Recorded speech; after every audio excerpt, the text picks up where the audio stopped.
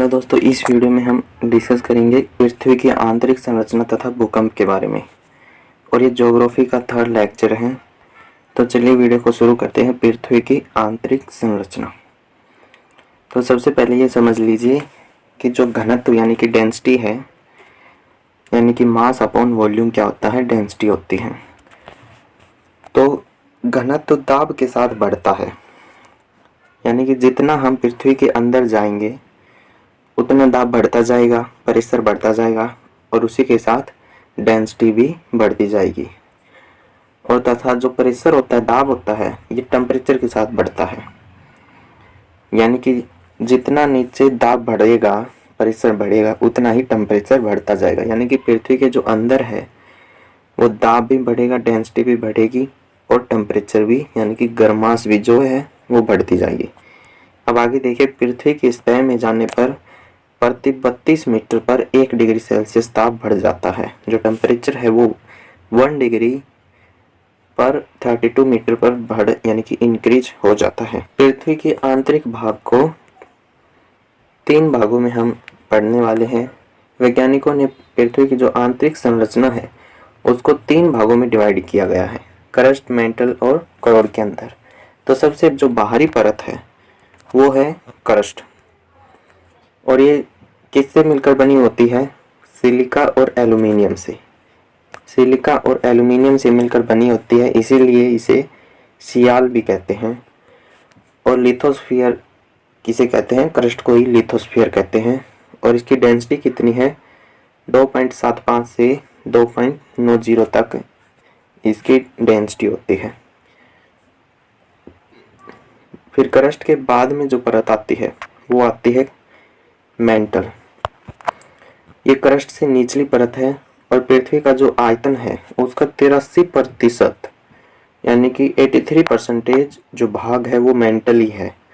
और द्रव्यमान में अगर देखें तो 67% जो हिस्सा है कंप्लीट अर्थ का, वो किसने घेरा हुआ है, मेंटल ने ही वो हिस्सा घेरा हुआ है। आगे आता है कि जो मेंटल है ये सिलिका और मैग्नीशियम का ये मिक्सचर होता है और इसी कारण से इसे क्या कहते हैं, सिम्मा। मेंटल का घनत्व की बात करें तो क्रस्ट से ज़्यादा इसका घनत्व होता है, यानी कि 2.9 से 4.75 इसका घनत्व यानी कि डेंसिटी मेंटल की पाई जाती है। अब उसके निचली जो परत आती है मेंटल की, ये आती है क्रोड। और पृथ्वी की सबसे आंतरिक संरचना जो है यानी कि सबसे निचला भाग वो यही है। और इसका निर्माण कैसे होता है, निकल और लोहा, निकल और लोहे से मिलकर ये बनी हुई है सबसे अंदरूनी परत। बेरिस्फीयर के नाम से भी इसे जाना जाता है और इसे नीफे भी कहते हैं। कोर का जो तापमान है वो सबसे ज़्यादा इसका तापमान है, दाब यहाँ पर सबसे अधिक होता है और इसी वजह से यह परत जो है वो सबसे ठोस है। और इसका घनत्व कितना हो जाएगा, 11 से लेकर 13, यानी कि सबसे ज़्यादा जो डेंसिटी है वो किसकी है, बेरिस्फीयर की सबसे ज़्यादा डेंसिटी है। अब इनकी खोज किसने की थी, यानी कि इनका पता किस वैज्ञानिक ने लगाया, तो उस वैज्ञानिक का नाम है स्वेस। ये ऑस्ट्रेलिया के भूवैज्ञानिक है स्वेस। इन्होंने पृथ्वी की आंतरिक संरचना के भागों को समझाया है, यानी कि पृथ्वी के जो भाग है उनको सबसे अच्छे से किसने समझाया, स्वेस। ये ऑस्ट्रेलिया का भूवैज्ञानिक है। आगे आता है भूकंप, अर्थक्वेक। तो देखिए भूकंप को अच्छे से समझते हैं। देखिए भूकंप जहाँ से शुरू होता है, यानी कि जो भूकंप पृथ्वी के अंदर से मान लो यहाँ से शुरू हुआ, तो इस स्थान को क्या कहते हैं, फोकस कहते हैं। डायरेक्ट क्वेश्चन करता है कि वह स्थान जहाँ से पृथ्वी के अंदर से भूकंप शुरू होता है क्या कहलाता है, तो वो कहलाता है फोकस।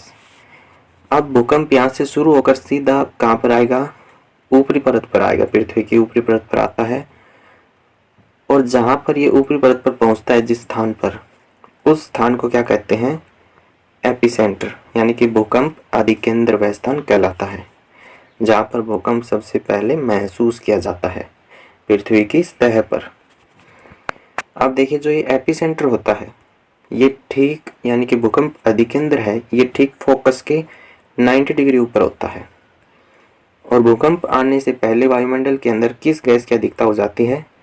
तो भूकंप आने से ठीक पहले वायुमंडल में रेडोन गैस की अधिकता हो जाती है। भूकंप की 3 तरंगें होती हैं, पी, एस और एल।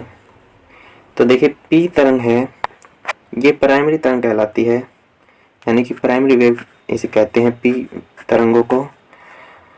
और ये एपिसेंटर यानी कि पृथ्वी की सतह पर सबसे पहले जो तरंग पहुंचती है वो पी तरंग ही पहुंचती है, यानी कि सबसे तीव्र गति से कौन सी तरंगें चलती हैं? पी तरंगे। इनकी गति 8 किलोमीटर पर सेकंड होती है। और उसके बाद में आती है एस तरंग। तो एस तरंग, इसकी गति पी तरंग से थोड़ी कम होती है, 4 से 6 किलोमीटर इसकी स्पीड होती है। और जो एस तरंग है ये केवल ठोस मीडियम के अंदर, सॉलिड मीडियम के अंदर ही ट्रेवल करती है। लेकिन जो पी तरंग है ये ठोस और द्रव यानी कि सॉलिड और लिक्विड दोनों मीडियम में चल सकती है। आगे आता है एल तरंग। तो एल तरंग को क्या कहते हैं? लॉन्ग पीरियड वेव या फिर सरफेस वेव कहते हैं। और यह सबसे लास्ट में ऊपर आती है, लेकिन यह सबसे ज़्यादा विनाशकारी होती है क्योंकि ये सबसे धीरे ट्रेवल करती हैं और ये लॉन्ग पीरियड वेव या सरफेस वेव कहलाती है। और सबसे कम विनाशकारी वेव कौन सी है? पी जो वेव है वो सबसे कम विनाशकारी वेव है और एल वेव सबसे अधिक विनाशकारी वेव है। आगे आता है कि पी और एस वेव पुश करके आगे बढ़ती है, लेकिन जो एल तरंग है वो जिगजैग मौसम में, यानी कि पी और एस कैसे चलेंगी? एक सीधी लाइन के अंदर ट्रेवल करती है, लेकिन जो एल तरंग है वो एक जिगजैग मौसम के अंदर चलती है, जिसकी वजह से एल तरंग सबसे ज़्यादा विनाशकारी होती है। आगे देखिए सिस्मोग्राफ। तो भूकंप तरंगों को कई स्केल के अंदर मेजर किया जाता है, जैसे कि रिएक्टर स्केल, रोसी-फेरल स्केल। और इन स्केल के अंदर कौन सी मशीन इन्हें मापती है? तो वो है सिस्मोग्राफ। तो सिस्मोग्राफ यंत्र से भूकंप की तरंगों को मापा जाता है रिएक्टर स्केल और रोसी-फेरल स्केल में। आगे आता है कि जो विश्व का 63% भूकंप है वो प्रशांत महासागरीय पेटी में आता है। और इस पेटी में चिली, कैलिफोर्निया, अलास्का और जापान ये सभी देश इसी पेटी के अंदर हैं। और विश्व के 21% भूकंप मध्य महाद्वीप पेटी में आते हैं और बाकी के जो 16% भूकंप है वो अटलांटिक पेटी के अंदर आते हैं। अब भूकंप आने का कारण देखिए। कारण जो होता है वो होता है ज्वालामुखी विस्फोट, हिमखंडों के खिसकने से, पृथ्वी की प्लेटों के असंतुलन से, या प्लेटों के खिसकने को क्या कहते हैं?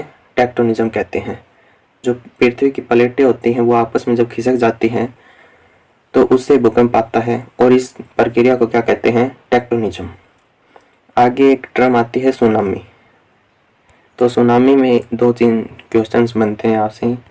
देखिए सुनामी जो है ये एक जापान भाषा का शब्द है सुनामी, और इसका अर्थ क्या होता है कि समुद्र के अंदर जो लहरें, ऊंची ऊंची पानी की लहरें उठती हैं उन्हें कहते हैं सुनामी। अब सुनामी आने का कारण क्या क्या है?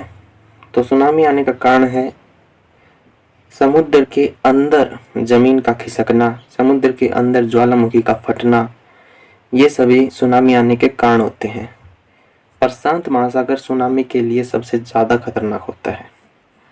कौन सा? प्रशांत महासागर में ही सबसे ज़्यादा भूकंप आते हैं। सबसे बड़ा महासागर है प्रशांत महासागर, पैसिफिक ओशियन, और ये सबसे ज़्यादा खतरनाक भी होता है सुनामी के लिए।